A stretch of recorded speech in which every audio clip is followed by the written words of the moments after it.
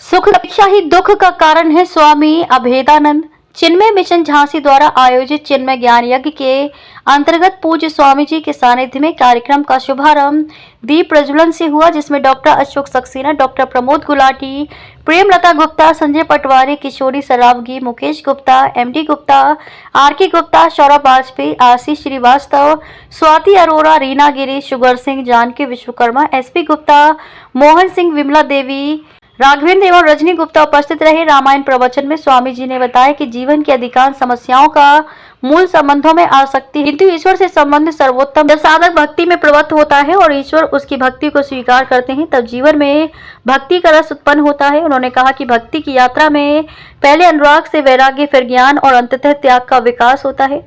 3 प्रकार के व्यवहार, स्वार्थ केंद्रित, सेवा केंद्रित एवं एकांत केंद्रित को समझाते हुए उन्होंने सेवा में परिवार को ईश्वर मानकर कर्म करने तथा एकांत में गुरु संत की शरण लेकर चिंतन करने पर बल दिया, जबकि शक्ति पर प्रकाश डालते हुए उन्होंने कहा कि नाम स्मरण से ही ईश्वर की कृपा एवं संबंध अनुभूति प्राप्त होती है। गीता पंचामृत प्रवचन में स्वामी जी ने बताया कि वास्तविक सुख ईश्वर में है, जबकि वस्तु एवं व्यक्ति में सुख की अपेक्षा ही दुख का कारण बनती है।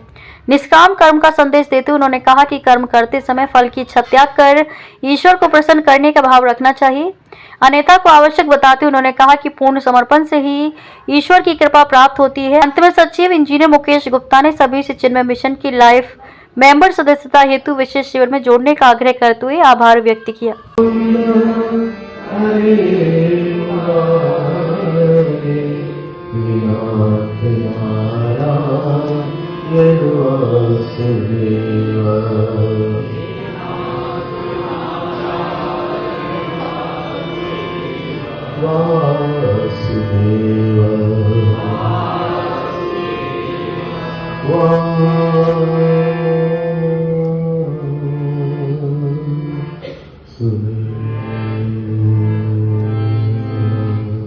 बोलिए श्री कृष्णचंद्र भगवान की, श्री सद्गुरुनाथ महाराज की।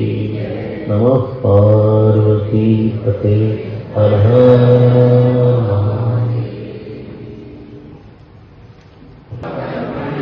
अनन्याश्चिन्तयन्तो माम् ये जनाः पर्युपासते येषां नित्याभियुक्तानां योगक्षेमं वहाम्यहम्। अनन्याश्चिन्तयन्तो माम् ये जनाः पर्युपासते येषां नित्याभियुक्तानां योगक्षेमं वहाम्यहम्। योगक्षेमं वहाम्यहम्। हम कहते हैं कि आपको पता है कहाँ क्या पहुंचना है, तब तुम साधन बनो। ये वैसे ही बात है कि हमें कौन सी सड़क लेनी चाहिए। अगर आपसे कोई प्रश्न करे कि हम कौन सी सड़क पे चलें, तो सबसे पहले आप पूछिएगा आपको जाना कहाँ है, फिर तुम सड़क बताएंगे आपको। ये जो चीज हमारा लक्ष्य नहीं होनी चाहिए वो हमारा लक्ष्य बनाएगी। और माया रानी ने ऐसा खेल किया कि जहां पे सुख नहीं है वहां सुख हमको दिखता है, और जिसको जहां सुख दिखता है वो उसका लक्ष्य बन जाता है। बड़ी विचित्र सी बात।